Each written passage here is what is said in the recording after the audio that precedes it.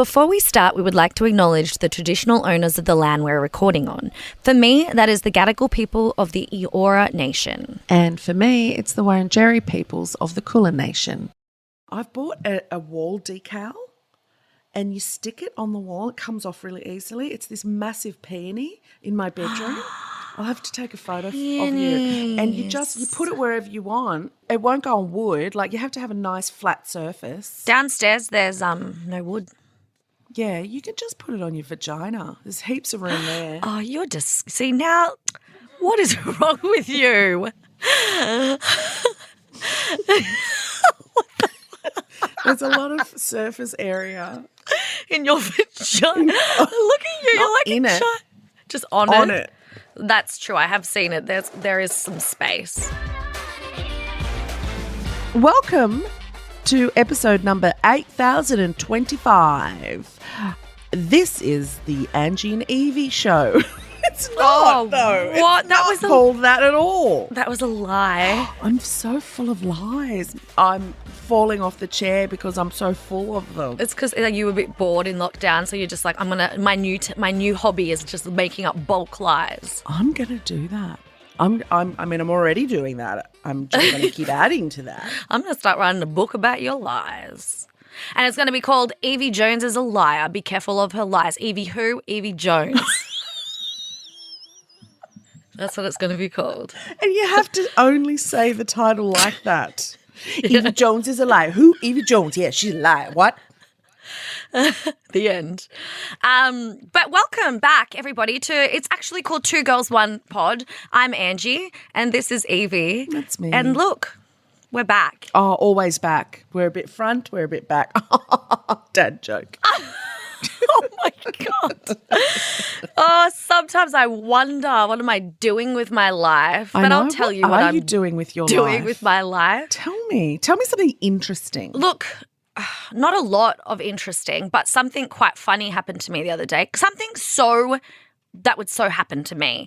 I finally signed up with my first queer dating site app because, I don't do online dating, but I recently did, and we talked about this a few episodes ago. What's it called, the queer dating I signed up with Her. Oh, is that for women? No, it's for queer, for everybody. Oh, okay. But it's called Her. So you don't really see a lot of cis men.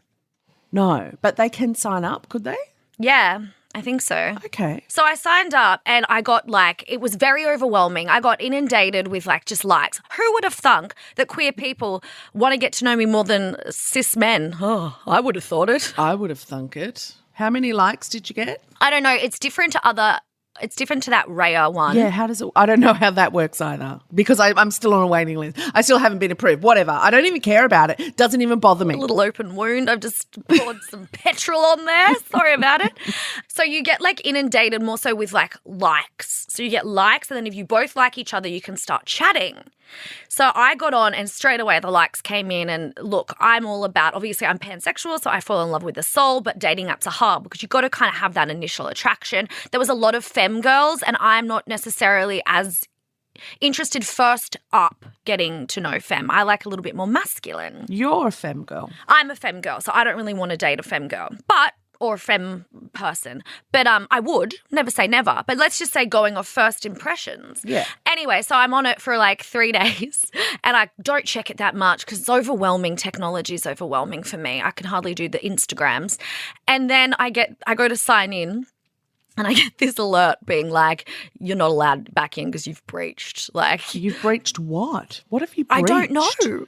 I've breached the app's terms and conditions. And I was like, oh, well, that was short-lived. What did you do? Did you show your vag already? No, that would be allowed. That would be welcomed. Oh, really? What did you show your hairy bumhole? I did nothing. So what happened was I get this DM from this person that I was the only person I was chatting to on this app, right? Yeah. And they say to me, just to let you know, Angie, somebody has signed up a profile on her, "You're being catfished." And I was like, "Oh, it's me." Oh, no, that's me. Oh, no, I'm the cat and I'm the fish. And they were like, "Oh, yeah, how sad. Like, I was getting to know you and I realized it was a catfish." And I wrote back and I was like, "Hey, no, that was me." So many people have dobbed me in being like, "This is Angie Kent and this is not the real Angie Kent. This is a fake profile." And I got kicked out. So what, never allowed to be back on? You must be allowed once you can prove that it's you. Yeah, I'm not going to prove to somebody that it's not me. I've done nothing wrong.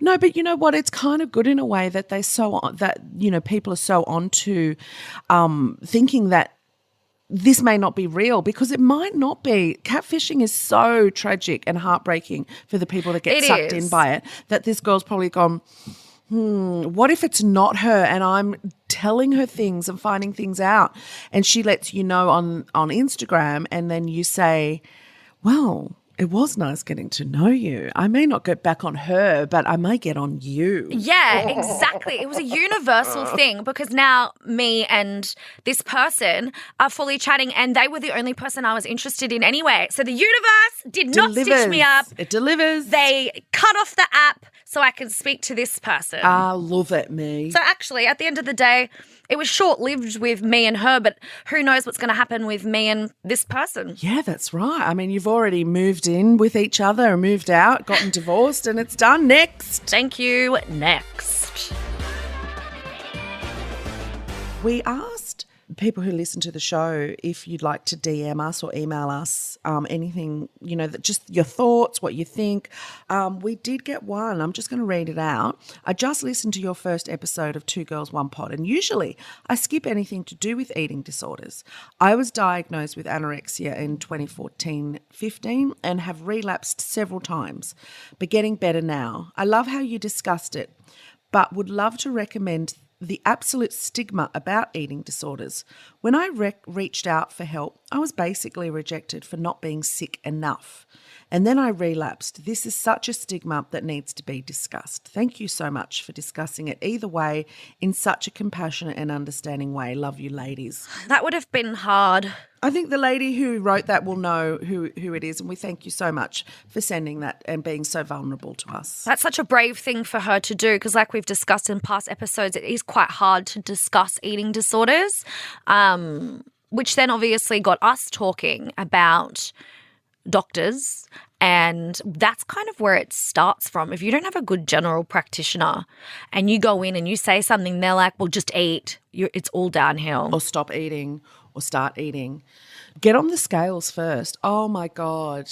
Did you know that you do not ever have to be weighed by the doctor, ever? One thing I do know about GPs that I've never known until recently is they are general practitioners. Yes. Oh, I love telling people that. They know about medicine generally. They are not specialists. What they need to do is recognise there's something wrong, especially if they can't see it and you are just telling them there is something wrong, and they need to then refer you to a specialist, whether that be mental, physical. Don't diagnose you with anything. The amount of dismissal from general practitioners is infuriating, and it goes in so many different ways, especially eating disorders.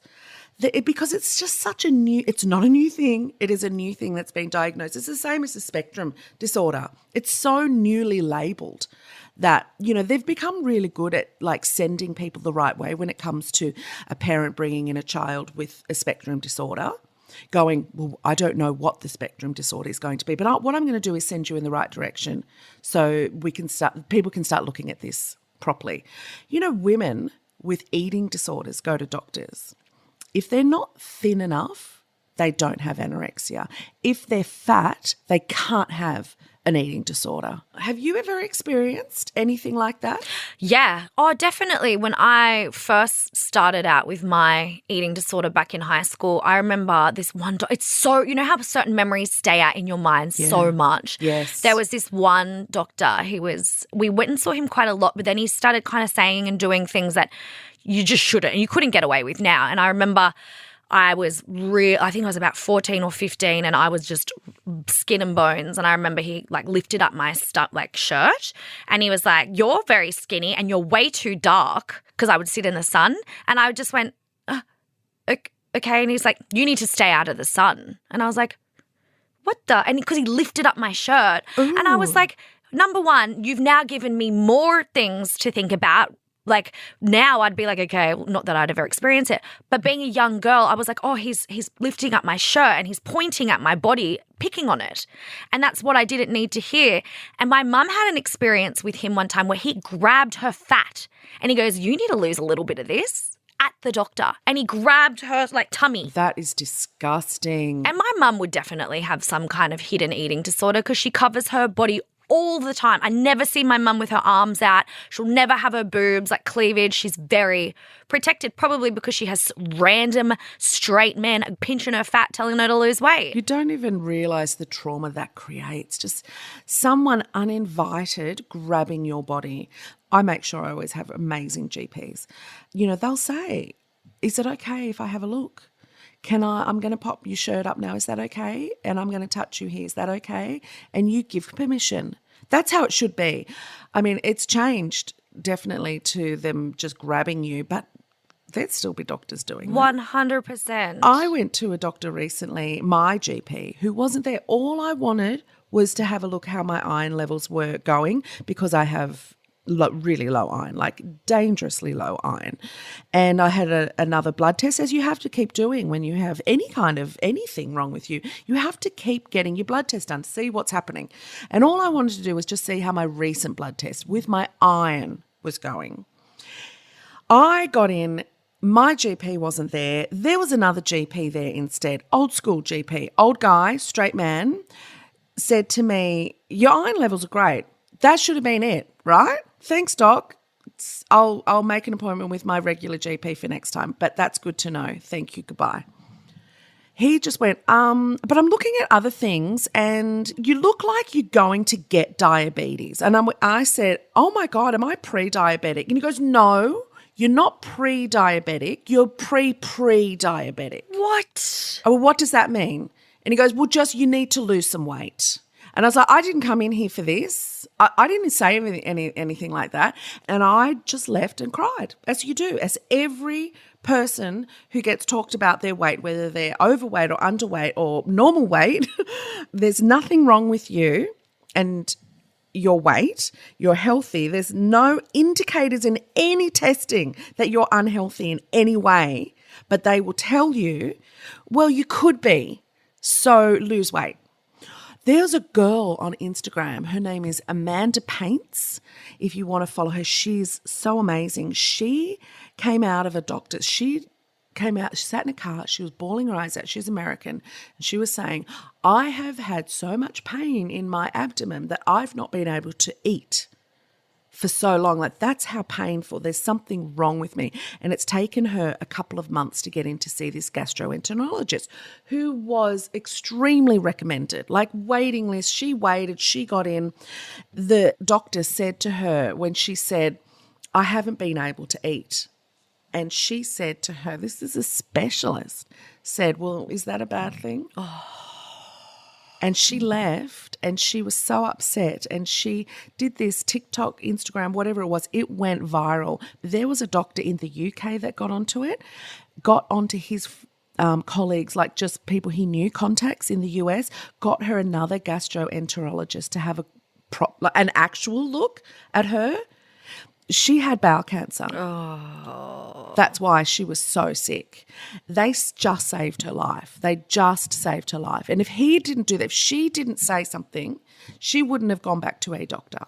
This is happening so much. There's so many people who will not go to doctors. They're petrified.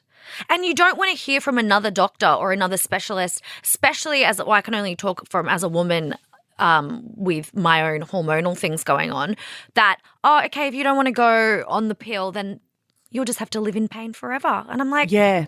How can you, with your devil dick and your inside organs, tell me that I'm supposed to be walking around with organs that you don't even have numero uno, and then you're then just going to, be like, "Oh, well, if you're not going to go on the pill, then this is your life now. And I'm like, no, it's not. I'm going to get somebody that actually wants to listen to me and do the work and treat. And there are people, but I find it infuriating that a lot of doctors and sometimes specialists, especially when it comes to endometriosis, PCOS, fibroids, whatever, they'll just go, oh, well, if you're not willing to go on the pill. I'm like, I don't want a synthetic drug in my body messing up my hormones even more. The pill does not suit this body. This body has its own story. And you've tried it and it didn't work.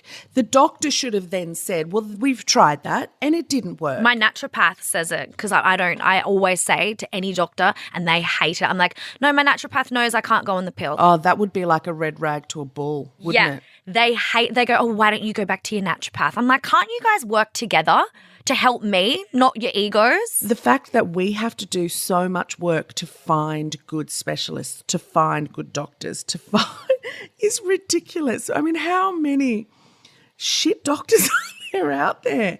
And that's why we need to keep talking to each other. We need to always keep it open where people can say, I know someone in that area who is brilliant. You know, that's why WhatsApp groups are great. All of a sudden you'll have this one person say, hey guys, you know, I just wanted to say this is wrong with me. Does anyone know of anything? And you'll have this influx of support and recommendations. That's what I love to use my Instagram for. And I know this saying recently when I share my stuff about endometriosis or PCOS or anything, anxiety, knowledge is power, but shared knowledge is even more powerful. And when you get a team of women that have been through the ringer and they're sharing out all their knowledge through, you know, a naturopath or a specialist or a healer, that's the most powerful thing. And that's what we need to do more of. So general practitioners are general. Make sure you always go to an actual specialist. If your specialist is not great for you, either find another specialist. The most frustrating part is the waiting game. It's the waiting out to get into a specialist, and it's even longer now that, you know, we've got COVID. So, you know, during a pandemic, it makes it even harder to get in to see actual doctors. But anyway, keep trying. We are not doctors, so anything that we say is all just our own opinion. But always happy to refer to people that we know that have worked for us personally, but everybody's body is different. So obviously, us being professional avid television watchers, you know, we have been known to watch a television show and comment on it, but that hasn't stopped since Gogglebox. We still freaking love TV. I had someone say to me the other day, you love your shows, don't you? And I was like, I love my stories. Don't interrupt me while I'm watching my stories. Can I just say right now that we still, to let everyone know, we still Gogglebox. We still watch shows together, even though we are states apart. We will say, oh, there's a new show. Do you want to watch that? Yeah. Oh, my God, I haven't started it yet. All right, we're going to start at the same time. You tell me when you're ready to go and I'll tell you when I'm ready to go. And Angie will go, I'm just doing a cheeky poo and then I'll let you know, but I'm nearly ready. And I'm like, okay. That's exactly what happened yesterday or the day before. I just got to do a poo, girl. Wait, don't start it without me. And you're like, okay. No, and I'm like, I know. So I go out to the shops and then I go for a drive to the country and then I fly a kite for an hour or two and then I come back and Angie's like, I'm nearly ready. And so I go out again and then I make some clothes and then I sell the clothes and I take them to the market and then I take all my money and I put it in a bank, but I go to the old school bank and I line up. And oh my God, turn it and then I get back and Angie goes, I'm ready. My poos are not that long. What was that show that we watched the other day together? Maths UK. I didn't know that they even made a Maths UK, but it was season 6 that we started watching. I thought the reason why they loved the Aussie one so much is because they hadn't had it over there. Boy, was I wrong. But I think what they've done is they've actually really started to copy our salaciousness. Like, I don't know if you ever watched our one back in the original days where it was really small. You know, people actually joined it to fall in love. Yes, I do actually remember that. Then it just turned. You watched about season 4. It just changed. It went really weird. And I think that's what's happened in the UK. It was quite a normal, nice show. And then they've noticed how our ratings went through the absolute roof once it started to get really nasty. And they've done it as well because I kept seeing things that said, Oh, I've been watching Maths UK. You should watch it. It's on YouTube. So just Google Maths UK season 6. You'll be able to find it.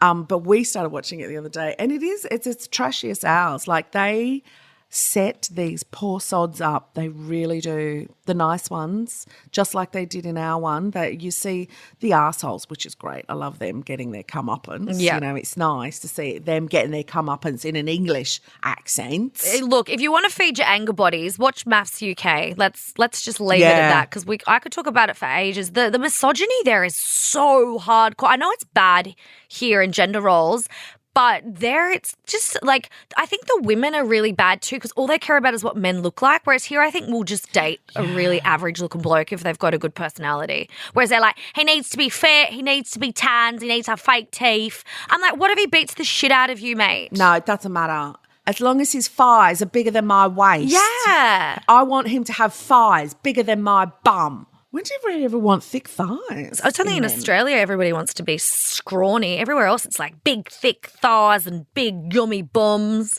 But anyway, whatevs. Go trigger yourself and watch Maths UK. Go trigger yourself. What's another goodie that we've been watching that doesn't trigger anybody? Well, something that I put you onto that I've been watching, it's on SBS Demand, so you can watch it anytime. It's called Chad. It's just called Chad. I just finished it yesterday. It's so good. It's so good. If you have a little bit of a warped sense of humour, go watch it, because it's for those people that kind of go, oh, I want something a little bit different that's a little bit out there. And it is, but it's not too bad. Like, it's not too out there. It's not too ridiculous. It's quite subtle. Yeah, humor, I loved it. Very American, but very, like, it's dorky in a way. It's like what's her name? And she's playing a 13-year-old boy. The main character is a 14-year-old boy, teenage boy, and it's being played by a full-grown adult woman called Nasim Pedrad, and she's from SNL, and she's also from the good. What's that show that you like? I don't watch it. New Girl. I love her. And she was also in Aladdin, the real life one with Will Smith. She was what's the princess? Oh, yeah, she was too. She was the princess's, like, best friend, like, servant. I've never seen. I've never even seen the animated version. You haven't seen Aladdin. But I do love the song. You've never seen Aladdin. Never. Jesus, take the wheel. Oh my God, but I do love the song. You're not allowed to sing it. Flying from for some for No, you're not allowed. No, you haven't seen it, you're not allowed. So she's a beautiful, stunning human grade woman. Grown ass woman. She's so small in real life, though. She can literally play a 14-year-old boy. They've strapped her little boobies down and popped a wig on her, and they've not needed to do much else to her. She's got a few extra eyebrows, and that's about it. And she is Chad. It is so funny. Just go watch it. Another one that we've just started watching is, it's Pen 15, but it's penis. You could read it as penis. Yeah, which I think is very clever. It's so clever, and it's about these two girls that are 13, but they're also grown-ass women, but they're playing 13-year-olds around other 13-year-olds. Oh, and it actually makes you go back. I was messaging my friend Wendy, who got me onto this show. It reminds me of when I was 13, like the awkward masturbating. It was 2000. So how old were you in 2000? 10. So you were about to go to high school. They're just starting high school. So you would get it so much. It's so funny. Like the masturbating with the God, like God's watching you, the obsession with like your best friend has to be your everything. Like I forgot how lame I was when I was 13, because I can relate to nearly everything they do, like wanting to smoke, but I would get like A4 pieces of paper and grass from outside and light it and pretend I'm having a cigarette.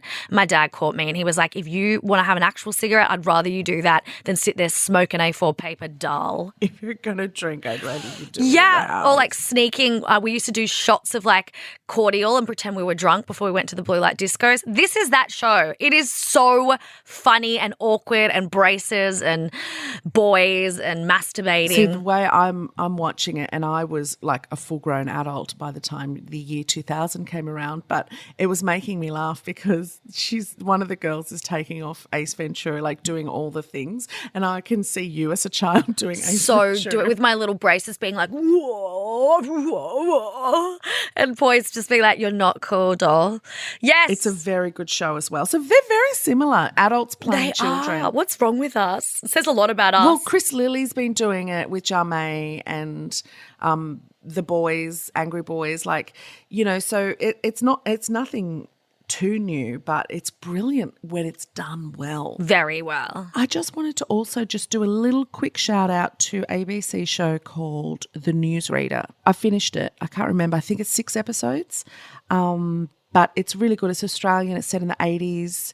It's about a female newsreader and a male newsreader, it turns out, that you watch like the way women were treated, the way gay men were treated in the 80s. It's really great. Oh, I haven't watched that. So I highly recommend go and have a look because it's quite authentic, and just watch it to have a look at the sets. Like they get it so right in the 80s.